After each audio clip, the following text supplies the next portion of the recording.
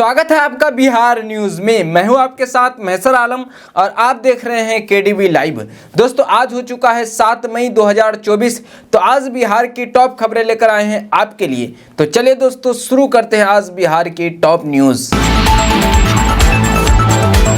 प्रधानमंत्री नरेंद्र मोदी आगामी 12 मई को बिहार की राजधानी पटना में रोड शो करेंगे। बिहार भाजपा के प्रस्ताव पर पीएमओ की मंजूरी मिल गई है। पीएम मोदी पटना में रात्रि विश्राम भी करेंगे। प्रधानमंत्री की ओर से बिहार में पहली बार रोड शो किया जा रहा है। पार्टी नेताओं के अनुसार प्रधानमंत्री के रोड शो का प्रस्ताव बीते दिनों भेजा गया था। अब पीएमओ ने इसकी मंजूरी दे दी है। पीएमओ से मंजूरी मिलने के साथ ही पटना में पीएम के रोड शो का चार्ट तैयार किया जा रहा है। पीएम मोदी कम से कम आधे घंटे शहर में रोड शो करेंगे। मौजूदा प्रस्ताव के अनुसार आयकर गोलंबर से पीएम का रोड शो शुरू होगा। डाक बंगला चौराहा होते हुए कदम कुआं में रोड शो समाप्त होगा। प्रदेश भाजपा अध्यक्ष सह उप मुख्यमंत्री सम्राट चौधरी ने कहा कि रोड शो को लेकर आवश्यक तैयारी की जा रही है। रोड शो के अगले दिन यानी 13 मई को पीएम राज्य के 3 लोकसभा क्षेत्र 9:30 बजे हाजीपुर, 10:30 बजे वैशाली तो वहीं मोतीपुर तो 12:30 बजे सारण में चुनावी जनसभा को संबोधित करेंगे। गौरतलब है कि इसके पहले पीएम मोदी ने बिहार में 7 चुनावी सभा को संबोधित कर चुके हैं। दोस्तों बिहार में सोमवार से अगले 5 दिनों तक तेज आंधी के साथ बारिश के आसार है। इससे अधिकतम तापमान में 4 से 6 डिग्री तक की गिरावट दर्ज की जाएगी। मौसम विभाग के अनुसार सोमवार को उत्तर बिहार के कुछ जगहों पर मेघ गर्जन व वज्रपात के साथ बारिश होगी। इस दौरान 30 से 40 किलोमीटर प्रति घंटा की रफ्तार से हवा चल सकती है। वहीं मंगलवार को पटना सहित अधिकतर शहरों में तेज आंधी के साथ बारिश की आशंका है। मौसम विभाग ने इसका ऑरेंज अलर्ट जारी किया है। प्री मानसून में मौसम अचानक बादल वर्टिकल क्लाउड बनने के कारण तेज हवा के साथ कम समय में अधिक बारिश होती है। जिन जगहों पर बादल बनेगा बारिश वहीं होगी। जहां बारिश होगी वहीं के लोगों को गर्मी से राहत भी मिलेगी। जिन जगहों पर बारिश नहीं होगी वहां के लोगों को तापमान कम रहने के बावजूद नमी युक्त पूर्वा हवा चलने के कारण उष्ण भरी गर्मी का सामना करना पड़ेगा। आपदा प्रबंधन विभाग ने बिहार में तेज आंधी के साथ बारिश होने के कारण मौसम विभाग में लोगों को सतर्क रहने की सलाह दी है ताकि जान माल का नुकसान नहीं हो। लोगों को बिजली चमकने या गड़गड़ाहट की आवाज सुनने पर पक्के घरों में शरण लेने की सलाह दी गई है। किसानों को मौसम की स्थिति को देखते हुए कृषि कार्य करने को कहा गया है। अप्रैल और मई के शुरू में लोगों को भीषण गर्मी और लू का सामना करना पड़ा। इस दौरान तापमान 45 के आसपास पहुंचा। सोमवार से अधिकतम पारे में गिरावट आएगी। अब मौसम में यह बदलाव चक्रवर्ती के परिसंचरण के चलते होगा।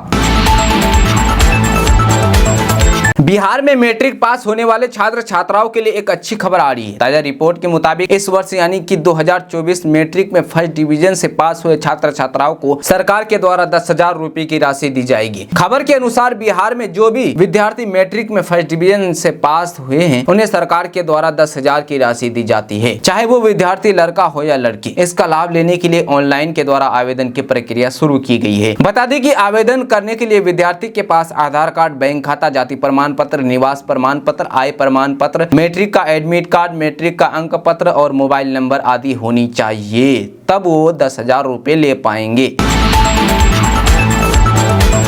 दोस्तों बिहार के नेता प्रतिपक्ष तेजस्वी यादव ने पटना में पीएम मोदी के होने वाले रोड शो को लेकर तंज कसा है। उन्होंने कहा है कि नौकरी के एजेंडे ने पीएम मोदी को सड़क पर ला दिया है। वहीं साथ ही तेजस्वी यादव ने कहा कि अगर आप पटना आ रहे हैं तो थोड़ा पटना यूनिवर्सिटी को सेंट्रल यूनिवर्सिटी का दर्जा दे देते हैं। वहीं पीएम मोदी के द्वारा तेजस्वी यादव को शहजादे कहे जाने पर भी तेजस्वी यादव ने हमला बोला है। साथ ही दावा किया है कि इस बार एनडीए का सफाया हो जाएगा। दरअसल तेजस्वी यादव की तबीयत इन दिनों खराब है। बावजूद इसके तेजस्वी यादव लगातार सभा को संबोधित कर रहे हैं। बीते दिन तेजस्वी यादव पटना एयरपोर्ट पर व्हील चेयर पर दिखाई दिए। वहीं बीते दिनों फिर एक बार तेजस्वी यादव सिवान और छपरा में सभा को संबोधित किए। वहीं तेजस्वी दर्द में रैली करने को लेकर कहा कि अकेले हैं, जनता चाहती है कि हम उनके बीच में जाएं। इतनी गर्मी में लोग सुनने आते हैं तो हमें तो जाना ही है। इस दौरान तेजस्वी यादव ने पीएम मोदी पर जोरदार हमला बोला है। तेजस्वी यादव ने पीएम मोदी के 12 मई को पटना में होने वाले रोड शो को लेकर कहा कि नौकरी के एजेंडे ने प्रधानमंत्री को रोड पर ला दिया ना। अब क्या चाहिए? हम लोगों ने जो नौकरियां दी है, रोजगार दी है, जो लोगों की जरूरतें थी उसको तो पूरा की है। तो वो पटना में आए हैं तो उनका स्वागत है, लेकिन इस एजेंडे ने पीएम मोदी को रोड पर ला दिया है। दरअसल बिहार ने पीएम मोदी को सबसे अधिक 39 सीट दी। वहीं पटना उनका सुरक्षित सीट है। इसके बाद भी पीएम बार बार बिहार में चुनावी सभा को संबोधित कर रहे हैं और पहली बार वो यहाँ रोड शो करने जा रहे हैं। दोस्तों पूर्णिया में रविवार को हो रहे नीट की परीक्षा में 4 मुन्ना भाई की गिरफ्तारी हुई है। ये गिरफ्तारी पूर्णिया के DAV स्कूल सेंटर से हुई है। पकड़े गए चारों छात्र मेडिकल के विभिन्न वर्षों के स्टूडेंट हैं, जिसमें एक राजस्थान तो 3 बिहार के सीतामढ़ी, बेगूसराय और भोजपुर जिले के रहने वाले हैं। चारों मुन्ना भाई की गिरफ्तारी पूर्णिया के मधुबनी थाना क्षेत्र से की गई है। वहीं गिरफ्तार परीक्षार्थी ने बताया कि 5 लाख में दूसरे के बदले परीक्षा देने का डील फाइनल हुआ था, जिसमें कुछ रकम उन्हें एडवांस के तौर पर मिली थी। पुणे के पुलिस अधीक्षक उपेंद्र वर्मा ने बताया कि चारों अभियुक्त ने अपने अपराध को स्वीकार भी कर लिया है। ये सभी आरोपी दूसरे के बदले परीक्षा दे रहे थे, जिसके लिए मोटी रकम ली गई थी। उन्होंने कहा कि जरूरी कानूनी प्रक्रिया कर आवश्यक कार्रवाई की जाएगी। दोस्तों मुंगेर पुलिस के द्वारा आगामी लोकसभा चुनाव को देखते हुए फरार और लाल कार्डधारी अपराधियों की धरपकड़ के लिए विशेष अभियान चला रही है। इसी कड़ी में जिले के टॉप 10 अपराधियों की सूची में नामित 25,000 का इनामी अपराधी मुकेश कुमार उर्फ दूलो मंडल को गिरफ्तार करने में सफलता पाई है। SP सैयद इमरान मसूद ने बताया कि 11 माह पूर्व बरियारपुर स्टैंड विवाद में स्टैंड पर ही हथियारबंद अपराधियों ने गोलीबारी कर 2 लोगों की हत्या कर दी थी, जिसका मास्टरमाइंड बरियारपुर थाना क्षेत्र के परिया गांव निवासी मुकेश कुमार उर्फ दूलो मंडल था। उसे भी दोहरा हत्याकांड में नामजद किया गया था। इस मामले में पुलिस ने पहले ही 4 नामजद और प्राथमिक अभियुक्त को गिरफ्तार कर जेल भेज दिया था, लेकिन दूलो मंडल सहित कई अन्य अब भी फरार चल रहा है। न्यायालय के आदेश पर फरारियों के घर पर कुर्की की कार्रवाई की गई है, जबकि पुलिस लगातार दूलो मंडल पर नजर रखे हुए थे। सूचना मिली कि दूलो मंडल बांका जिले के शंभुगंज थाना क्षेत्र के घोषपुर अपना ससुराल आने वाला है। SDO सदर राजेश कुमार के नेतृत्व में एक टीम उसकी गिरफ्तारी करने के लिए उसके ससुराल गई, जहां से उसे गिरफ्तार कर मुंगेर लाया गया, जिसे रविवार को न्यायिक हिरासत में जेल भेज दिया गया है। दोस्तों हाईकोर्ट के आदेश पर बिहार के विश्वविद्यालयों के कुलपति और शिक्षा विभाग की अहम बैठक में ACS के पाठक शामिल नहीं हुए हैं। के पाठक की अनुपस्थिति इसलिए भी अहम मानी जा रही है कि क्योंकि हाईकोर्ट ने उन्हें बैठक की अध्यक्षता करने से मना कर दिया था। माना जा रहा है कि हाईकोर्ट के आदेश से नाराज होकर के पाठक ने बैठक से दूरी बना ली है। ये पहली बार नहीं है कि के पाठक किसी बैठक में शामिल नहीं हुए हैं। इससे पहले भी राज्यपाल विश्वनाथ अर्लेकर ने विवाद के निपटारे के लिए कुलपति और शिक्षा विभाग के अधिकारियों की बैठक बुलाई थी, लेकिन उस बैठक में भी के पाठक शामिल नहीं हुए थे। इससे पहले हाईकोर्ट के आदेश पर आज पटना के मौर्या होटल में सभी विश्वविद्यालयों के कुलपति और शिक्षा विभाग की बैठक शुरू हुई है, जिसमें विश्वविद्यालयों के खातों के फिर से चालू करने के साथ कॉलेज के सेशन को नियमित करने को लेकर चर्चा हुई है। खबर सुपौल से है, जहां निर्दलीय चुनाव लड़ रहे प्रत्याशी का रविवार रात 3 बदमाशों ने घर से बुलाकर अपहरण कर लिया और लगभग 1 किलोमीटर दूर ले जाकर मारपीट की और पैर से लटका दिया और वहां से भाग गए। जब होश आया तो नीचे गिरे पड़े थे और पैर की टहनी टूटी हुई थी। इसके बाद लोगों ने सुपौल सदर अस्पताल में भर्ती कराया। मामले की जानकारी मिलने के बाद पुलिस उनसे मिलने पहुंची। मामला निर्दलीय प्रत्याशी मोहम्मद कलीम खान से जुड़ा है। कलीम खान ने बताया कि देर रात 2 बजे 3 अज्ञात लोगों ने घर से आवाज देकर बाहर बुलाया। जब बाहर निकले तो अपराधियों ने मुंह बंद करके गाड़ी में बिठा दिया। इसके बाद घर से 1 किलोमीटर दूर लेकर गए और मारपीट शुरू कर दी। उन्होंने आगे कहा कि चुनाव लड़ने को लेकर पूछा जा रहा था। वो लोग पूछ रहे थे कि क्यों खड़े हुए हो, किससे पूछकर चुनाव लड़ रहे हो। कलीम खान ने बताया कि मारपीट के बाद बदमाशों ने मुझे पैर की टहनी से लटका दिया और छोड़कर चले गए और पैर की टहनी टूटी हुई थी। इसके बाद लोगों ने सुपौल सदर अस्पताल में भर्ती कराया।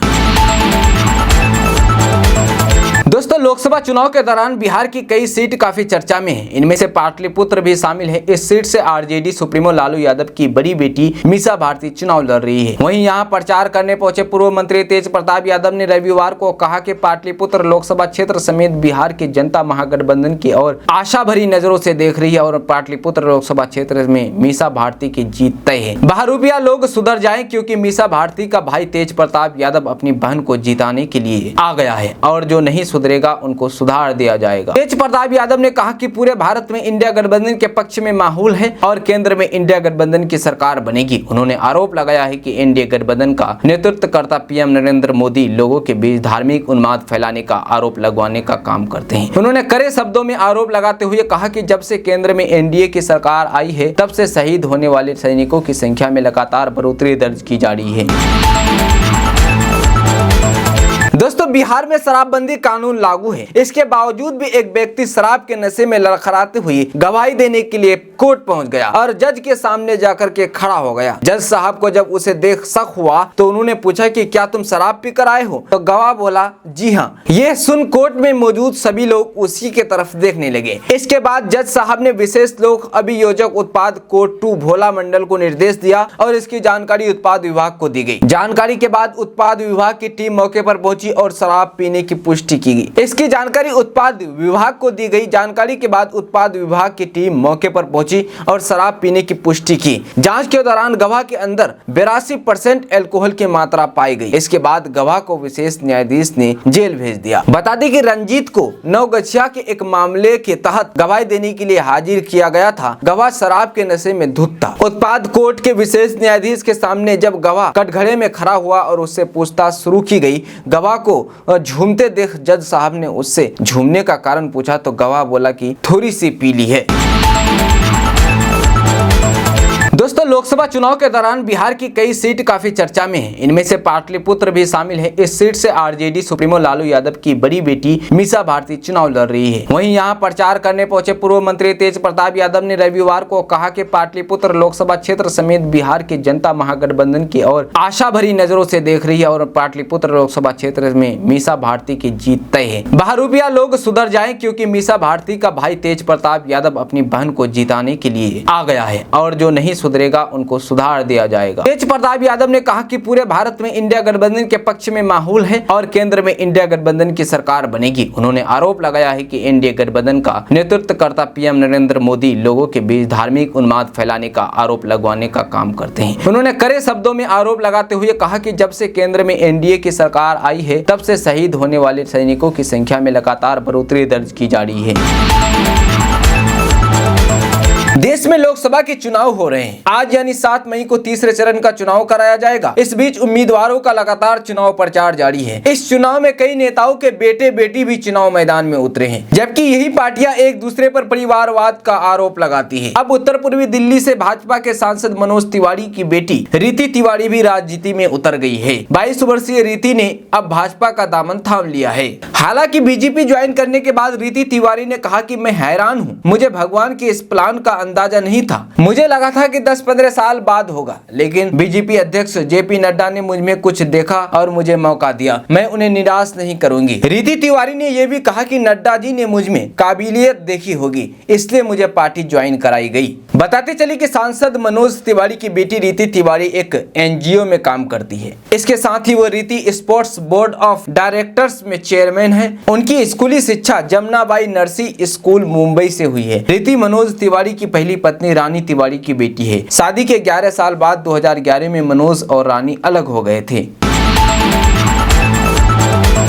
दोस्तों शनिवार की रात बिरनौदा गांव में एक प्रेमी युगल की अजीबोगरीब अंदाज में शादी करा दी गई। प्रेमी मोहनपुर गांव का सन्नी कुमार और लड़की बिरनौदा निवासी फंटूस कुमार की पुत्री संगीता कुमारी है। सन्नी कुमार पहले से शादीशुदा और एक बच्चे का पिता है। दरअसल 2 माह पूर्व एक शादी समारोह में सन्नी कुमार और संगीता कुमारी की आंखें चार हुई। फिर दोनों के बीच मोबाइल पर बातचीत का सिलसिला शुरू हुआ। युवक सन्नी ने बताया कि दूसरी मुलाकात संगीता से सीमावर्ती बात थाना के पिपड़ा चौथी मुर्गा मेले में हुई थी। फिर दोनों के बीच प्यार इतना परवाना चढ़ा कि मौका देख चोरी छिपे मिलने लगे। इतना होने के बावजूद भी सन्नी कुमार ने संगीता को पूर्व में विवाह पत्नी बच्चा की कोई जानकारी नहीं दी। खुद को अविवाहित बताया। संगीता भी सन्नी के प्यार में दीवानी होती चली गई। घटना के दिन दोनों के कैथा गांव में चल रहे यज्ञ और मेला देखने की योजना बनाई। मेले में आनंद उठाने के बाद दोनों बिरनौदा कमड्डी गांव के बीच एक सुने स्थान पर पीपल पेड़ के समीप प्रेम धुन में मगन हो गए। प्रेमालाप पर ग्रामीणों की नजर पड़ी। बात गांव में आग की तरह फैलते देर न लगी। ग्रामीणों ने दोनों को घेर लिया और लड़की के घर बिरनौदा लाया। घंटों चर्चा होने के बाद संगीता की मां सहित अन्य 100 जनों ने दोनों की शादी कराने का फैसला लिया। फिर क्या आधी रात में शादी के लिए सिंदूर सहित अन्य जरूरी सामग्रियां जुटाया गया। लड़की की मां खुद आगे बढ़कर रस्म रिवाज का काम करने लगी। गाँव के कुछ जानकार मंत्र पढ़ने लगे। इस बीच अचानक बिजली भी गुल हो गई। ग्रामीणों ने मोबाइल फ्लैश और टॉर्च की रोशनी जलाकर दोनों की शादी कराई। सुबह जब सन्नी की दूसरी शादी करने की जानकारी पहली पत्नी को लगी तो वो मासूम पुत्री को लेकर बिरनोधा गाँव पहुँच गई। इसे देख संगीता सहित अन्य ग्रामीण दंग रह गए। इस दौरान सन्नी चतुराई से फरार हो गया। थाना अध्यक्ष ब्रजेश कुमार ने इस मामले पर अनभिज्ञता व्यक्त करते हुए बताया कि अभी तक किसी पक्ष से कोई जानकारी नहीं दी गई है।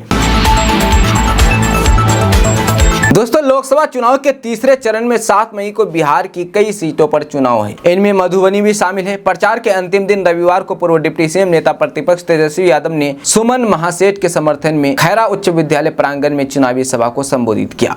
इस दौरान उन्होंने कहा कि मुझे दर्द की शिकायत है तो डॉक्टर ने मुझे 3 हफ्ते तक बेड रेस्ट के लिए कहा है, लेकिन 3 हफ्ते में तो चुनाव ही खत्म हो जाएगा और हमारे शरीर का दर्द जो भी हो बेरोजगार के दर्द से ज्यादा नहीं हो सकता। हम बेरोजगारों का दर्द समझते हैं, इसलिए हम अपने दर्द में भी यहाँ आए हैं क्योंकि भाजपा को भगाना है और बेरोजगारी से आजादी पाना है। मधुबनी पहुंचे तेजस्वी यादव अपने खराब सेहत के कारण हेलीकॉप्टर से मंच तक का सफर उन्होंने गाड़ी से ही तय किया। साथ ही मंच के पास गाड़ी से उतरने पर तेजस्वी यादव दूसरे व्यक्ति का सहारा लेकर मंच पर गए। इतना ही नहीं, मंच पर भी तेजस्वी यादव खड़े नहीं रहे और अपनी कुर्सी को मंच के सबसे आगे करवाया और वे वहाँ बैठे। उसके बाद उन्होंने जनसभा को संबोधित करते हुए भाषण भी कुर्सी पर बैठे बैठे ही दिया। सभा के अंत में नेता प्रतिपक्ष ने कुर्सी से बैठे बैठे ही जनता से पूछा कि आप कहें तो सुमन सेठ को जीत का माला पहना दे। जनता की आवाज पर तेजस्वी यादव उठे और सुमन कुमार महासेठ को माला पहना दिया। वहीं मंच से उतरने के लिए भी तेजस्वी यादव ने दूसरे व्यक्ति का सहारा लिया और वापस अपनी गाड़ी में चढ़े। इसके बाद वे सभा स्थल से हेलीपैड तक कार से ही गए। बता दें कि कुछ दिन पहले तेजस्वी यादव का एक वीडियो सामने आया था। इस वीडियो में वो लड़खड़ाते हुए चलते नजर आए थे। ये वीडियो अररिया में चुनावी सभा के दौरान का था। इसके बाद से तेजस्वी यादव की तबीयत ठीक नहीं चल रही है।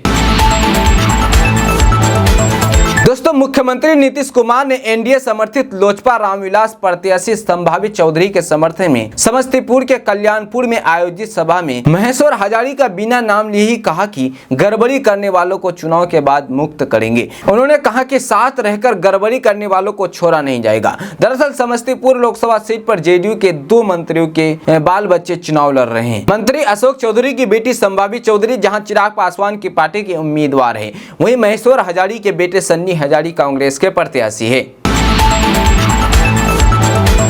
दोस्तों, बिहार के शिवहर से एक चौंकाने वाला मामला सामने आया है। यहाँ शादी के दिन ही दुल्हन को दूल्हे के ऐसे राज के बारे में जानकारी मिली कि तुरंत शादी करने से इनकार कर दिया। लोग समझाते रहे लेकिन दुल्हन ने किसी की नहीं सुनी और बारात वापस लौट गई। इतना ही नहीं, दूल्हे के परिजनों को हट जाना भी देना पड़ा। मामला बिहार के शिवहर के तरियानी प्रखंड का बताया जा रहा है। लड़की की शादी बड़े ही धूमधाम से की जा रही थी। बारात पहुंच चुकी थी। जयमाला होने के बाद कुछ रीति रिवाज भी निभाए जा रहे थे, लेकिन तभी दूल्हे को कपड़े बदलने के लिए कहा गया। इस दौरान उसका पैर देखकर सब हैरान थे। दरअसल जयमाला और कुछ रीति रिवाज के बाद दूल्हे को कपड़े बदलने के लिए कहा गया तो सबकी नजरें उसके पैर पर पड़ी। दूल्हे को एक बीमारी थी जिसे हाथी पांव, मोटा पांव कहा जाता था। दूल्हे का पैर देखते ही दुल्हन भड़क गई और उसने शादी से इनकार कर दिया। दुल्हन को काफी समझाया गया लेकिन वो राजी नहीं हुई। दूल्हे का पैर देखने के बाद ही दुल्हन ने अपना अंतिम फैसला सुना दिया। अब ये शादी नहीं करेगी। इसके बाद विवाद खड़ा हो गया। पंचायत बुलाई गई और ये तय किया गया कि बारात के लिए दुल्हन पक्ष ने जो खर्चा किया है उसकी भरपाई दूल्हे के पक्ष वाले करें। दूल्हे के पक्ष वाले इसके लिए राजी हो गए और इस तरह से विवाद खत्म हुआ। इस बीमारी का नाम फाइलेरिया है। फाइलेरिया से पीड़ित लोगों की सबसे अधिक संख्या भारत में है। इस बीमारी का संक्रमण बचपन में ही होता है लेकिन लक्षण 7 से 8 साल के बाद ही दिखाई देते हैं। फाइलेरिया बीमारी फाइलेरिया संक्रमित मच्छरों के काटने से फैलती है। दोस्तों, पप्पू यादव बोधगया के शेखपुरा में श्री श्री रविशंकर के आश्रम पहुंचे, जहां मीडिया से बात करते हुए पूर्णिया से निर्दलीय प्रत्याशी पप्पू यादव ने कहा कि पूरी दुनिया पूर्णिया और पप्पू यादव को देख रही है। लोकसभा चुनाव में पूर्णिया हॉट सीट बन गई थी। सभी दल एकजुट हो गए थे। चुनाव को लेकर 100 करोड़ रुपए खर्च किए गए। पक्ष और विपक्ष में मिलकर कोई पाप नहीं बचा जो नहीं किया। वहीं आज सबको मिलकर देश को बचाने का प्रयास करना चाहिए। व्यक्तिगत दुश्मनी का कोई मतलब ही नहीं है और राजनीति में कभी कोई किसी का परमानेंट परमानेंट दोस्त या दुश्मन नहीं होता है, ये मेरा मानना है। पप्पू यादव ने कहा कि मीसा भारती और रोहिणी आचार्य चुनाव लड़ रही है और हमारे माध्यम से बेटियों की मदद की जाएगी। बिहार के सीएम नीतीश कुमार सब कुछ छोड़कर 3 दिन पूर्णिया में रहे तो वहीं विपक्ष 5 दिन तक पूर्णिया में बैठा रहा। तीनों पार्टियों के सभी पैसे वाले 140 एमएलए हैं। पप्पू यादव को खत्म करने के लिए सारे पदाधिकारियों को केंद्रित कर दिया गया था। हमारा काम है आग लगाना और आग से खेलना, पहाड़ को जलाकर भस्म करना। आग से खेलने वालों से कभी भी टक्कर नहीं लेना चाहिए। बिहार के 3 युवक ने अपने इंस्टाग्राम पर अपलोड किए गए वीडियो में ये बातें कही। इस पर प्रशासन ने जांच किया तो ये वीडियो चमोली जिले के गैरसैंण मेहल चोरी का निकला। पुलिस अधीक्षक सर्वेश पवार की जाँच के बाद तीनों युवकों को गिरफ्तार कर जेल भेज दिया। बता दें कि शनिवार को जंगल की आग का वीडियो प्रसारित हुआ, जिसकी जाँच करने पर ये चमोली जिले के गैरसैंण मेहल चोरी का निकला। इसमें युवक जंगल की आग को बढ़ावा देते नजर आए। पुलिस ने कार्रवाई करते हुए तीनों आरोपियों ब्रजेश कुमार, सलमान व खुशलाल, तीनों निवासी ग्राम अगरवाना, थाना मझौलिया, जिला बेतिया, पूर्वी चंपारण को गिरफ्तार कर लिया है। दोस्तों, लोक जनशक्ति पार्टी रामविलास के राष्ट्रीय अध्यक्ष चिराग पासवान ने नेता प्रतिपक्ष तेजस्वी यादव को कानूनी कार्रवाई की चेतावनी दी है। उन्होंने कहा कि राजद नेता बेवजह बदनाम करते हैं कि एनडीए की सरकार बनी तो आरक्षण को खत्म कर दिया जाएगा। लोजपा सुप्रीमो ने कहा कि अगर उन्होंने ये बोलना बंद नहीं किया तो मजबूरन कानूनी कार्रवाई के लिए कदम आगे बढ़ाना होगा। चिराग पासवान ने लालू यादव के पुत्र तेजस्वी यादव समेत विपक्ष के नेताओं पर झूठ बोलने का आरोप लगाया है। मीडिया से बात करते हुए चिराग पासवान ने कहा कि विपक्षी गठबंधन के पास कोई मुद्दा नहीं, जनता को बताने के लिए कोई बात नहीं है, तो फालतू की बातों को उठाकर ये लोगों की भावनाओं को भड़काने का काम करते रहते हैं। संविधान और आरक्षण खत्म करने का इनका बयान सरासर झूठ है, कोई ऐसा कर ही नहीं सकता है। अगर उन लोगों ने मुझे बदनाम किया है तो बहुत गलत बात है। अगर ये लोग अपने बयान को मेरे साथ जोड़कर कुछ कहते हैं तो हमारी पार्टी की ओर से कानूनी कार्रवाई की जाएगी। चिराग पासवान ने कहा कि विपक्ष के लोग सिर्फ झूठ फैला रहे हैं और गलत बयान करके लोगों का वोट हासिल करने के फिराक में है। चिराग पासवान ने दावा किया है कि बिहार के सभी 40 लोकसभा सीटों पर एनडीए के उम्मीदवार की जीत दर्ज करेंगे। दोस्तों, बिहार के पूर्व डिप्टी सीएम तेजस्वी यादव ने कहा कि इस बार बिहार से भाजपा का सफाया तय है। अब भाजपा की तानाशाही नहीं चलेगी। बढ़ती महंगाई व बेरोजगारी से देशवासी त्रस्त है। हर तरफ परिवर्तन की आंधी चल गई, अब इसे रोकने वाला कोई नहीं है। तेजस्वी यादव ने उक्त बातें रविवार को भड़गामा के दरबारी राय उच्च विद्यालय महथावा व जोकीहाट के उदाहाट हाई स्कूल में राजद प्रत्याशी के पक्ष में चुनावी सभा को संबोधित करते हुए कही। उन्होंने कहा कि मोदी जी ने गरीबी, बेरोजगारी और महंगाई के नाम पर लोगों को ठगने का काम किया है। मोदी जी की सरकार में बिहार को स्पेशल राज्य का दर्जा नहीं मिला, न ही किसानों की आय दोगुनी हुई। मुकेश सैनी ने कहा कि दिल्ली में तानाशाह की सरकार है, वह गरीबों का नहीं बल्कि अंबानी और अडानी की सरकार है। मोदी सरकार अपने वायदे पर खरा नहीं उतरी है। तेजस्वी यादव ने कहा कि अगर हमारी सरकार बनी तो मखाना उत्पादक किसानों के लिए MSP लागू होगा। गरीब परिवार की महिलाओं को 1 लाख रुपए प्रति वर्ष दिए जाएंगे। 500 रुपया में गैस सिलेंडर दिया जाएगा। 200 यूनिट फ्री बिजली दी जाएगी। शिक्षा व चिकित्सा मुफ्त में मिलेगी। उन्होंने कहा कि 1 करोड़ नौकरी दी जाएगी। मधुबनी में एक चुनावी सभा के दौरान तेजस्वी यादव ने कहा कि मोदी जी ने युवाओं को ठगा है। देश में बेरोजगारी बढ़ गई है। नौजवानों व बेरोजगारों के दर्द के आगे मेरा कमर दर्द कुछ नहीं है। अगर केंद्र में इंडिया गठबंधन की सरकार बनी तो 1 करोड़ युवाओं को सरकारी नौकरी दी जाएगी। वह झंझारपुर लोकसभा क्षेत्र से मधेपुर स्थित +2 जवाहर उच्च विद्यालय के खेल मैदान में VIP प्रत्याशी सुमन कुमार महासेठ के पक्ष में चुनावी सभा को संबोधित कर रहे थे। दोस्तों, बिहार में आरजेडी के नेता और पूर्व उप मुख्यमंत्री तेजस्वी यादव ने दावा किया है कि बिहार में आरजेडी और महागठबंधन का तूफान है और इस बार इंडिया गठबंधन की सरकार बनने जा रही है। तेजस्वी यादव ने कहा कि इस क्षेत्र की 5 सीट हम लोग जीत रहे हैं और पूरा बीजेपी का सफाया हो गया है। तेजस्वी यादव रोजाना नए नए तरीकों से बीजेपी और पीएम पर निशाना साधते हैं। कभी मंच से पीएम मोदी के पुराने भाषण को लोगों को सुनवाते हैं तो कभी गाने के माध्यम से वे पीएम पर तर्ज कसते हैं। दोस्तों, राहुल गांधी ने तेलंगाना के आदिलाबाद में एक रैली में कहा कि सबसे बड़ा मुद्दा आरक्षण को 50% से बढ़ाना है। हमने अपने घोषणा पत्र में लिखा है कि हम आरक्षण बढ़ाएंगे। बीजेपी नेता आरक्षण को खत्म करना चाहते हैं। राहुल गांधी ने रविवार को प्रधानमंत्री नरेंद्र मोदी से आरक्षण पर 50% की सीमा हटाने के लिए प्रतिबद्ध होने का कहा है। तेलंगाना के अहिलाबाद में एक रैली में बोलते हुए राहुल गांधी ने पीएम मोदी पर आरक्षण विरोधी होने का आरोप लगाया और आरक्षण नीतियों को खत्म करने के भाजपा के कथित एजेंडों पर प्रकाश डाला। मोदी जी आरक्षण के खिलाफ है, वो आपसे आरक्षण लेना चाहते हैं। मोदी जी को देश को बताना चाहिए कि वो आरक्षण पर लगे 50% की सीमा को हटा देंगे। उन्होंने अपने भाषणों में कभी भी ये उल्लेख नहीं किया है कि वो आरक्षण पर लगे 50% की कैप को हटा देंगे। वहीं राहुल गांधी ने कहा कि कांग्रेस सरकार ऐसा करेगी। उन्होंने कहा कि सबसे बड़ा मुद्दा आरक्षण को 50% से बढ़ाना है। हमने अपने घोषणा पत्र में लिखा है कि हम आरक्षण बढ़ाएंगे। बीजेपी नेता आरक्षण को खत्म करना चाहते हैं। जातिगत जनगणना कराने के महत्व पर जोर देते हुए राहुल गांधी ने कहा कि इससे विशेष रूप से गरीब, दलितों और पिछड़ों समुदायों को फायदा होगा। दोस्तों, प्रधानमंत्री नरेंद्र मोदी ने कहा कि कांग्रेस और विपक्षी गठबंधन मुस्लिमों को मुहरे की तरह इस्तेमाल कर रहे हैं। धौरहरा में भाजपा उम्मीदवार के समर्थन में एक रैली को संबोधित करते हुए पीएम मोदी ने कहा कि गरीब लोगों और SC, ST और OBC समुदाय के लोगों को अब कांग्रेस और उसके सहयोगी से दूरी बना ली है। इस दौरान पीएम मोदी ने राहुल गांधी और अखिलेश यादव पर हमला बोलते हुए कहा कि समाजवादी पार्टी और कांग्रेस के शहजादों के अस्तित्व के लिए तुष्टीकरण की राजनीति अनिवार्य हो गई है। उन्होंने कहा कि मुस्लिम समुदाय भी समझता है कि कांग्रेस और विपक्षी गठबंधन ने उन्हें मोहरा बनाया है। वो अब इन वोट बैंकों के ठेकेदार से अलग हो रहे हैं। पीएम मोदी ने जनसभा को संबोधित करते हुए कहा कि विपक्ष इस समय अपने मुस्लिम वोट बैंक को बचाने के लिए तुष्टीकरण की राजनीति कर रहा है। उन्होंने दावा किया है कि साल 2014 में उनके सत्ता में आने से पहले जांच एजेंसियों को आतंकवाद के खिलाफ कार्रवाई करने की इजाजत नहीं थी। इस दौरान उन्होंने समाजवादी पार्टी पर आतंकियों के खिलाफ मुकदमे वापस लेने का भी आरोप लगाया। उन्होंने दावा किया है कि विपक्ष ने मुसलमानों को आरक्षण देने का वादा किया है, लेकिन वो ऐसा नहीं होने देंगे। पीएम मोदी ने कहा कि जब तक मैं जीवित हूं, मैं SC, ST और OBC के लिए धर्म के आधार पर आरक्षण और आरक्षण की चोरी की अनुमति नहीं दूंगी।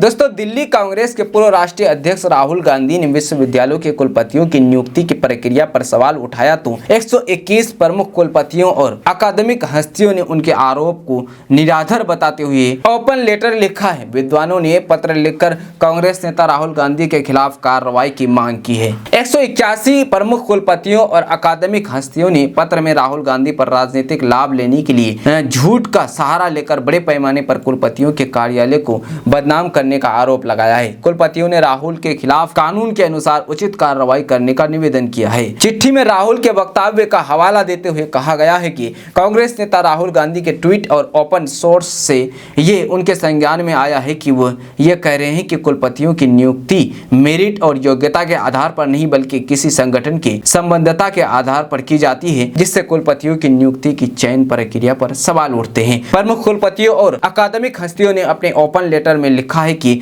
वो स्पष्ट रूप से ऐसे दावों को खारिज करते हैं। पत्र में लिखा है कि विश्वविद्यालयों के कुलपतियों का चयन योग्यता, विद्वतापूर्ण विशेषता और कठोर पारदर्शी प्रक्रिया से होता है। 121 प्रमुख कुलपतियों और अकादमिक हस्तियों ने पत्र में लिखा है कि ज्ञान के संरक्षण और शिक्षा जगत के प्रशासकों के रूप में वे शासन की अखंडता, नैतिकता, व्यवहार और संस्थागत अखंडता के उच्चतर स्तर को बनाए रखने के लिए एक अटूट प्रतिबद्धता बनाए रखते हैं। उन्होंने राहुल गांधी से आग्रह करते हुए कहा कि वो इसमें शामिल सभी व्यक्तियों को दृढ़ता पूर्वक आग्रह करते हैं कि वे तथ्यों को कल्पना से अलग करने में विवेक का प्रयोग करें, निराधार अफवाह फैलाने से बचे और एक गतिशील और समावेशी शैक्षणिक वातावरण बनाने के उनके साझा लक्ष्य के लिए रचनात्मक और सहायक संवाद में भाग लें।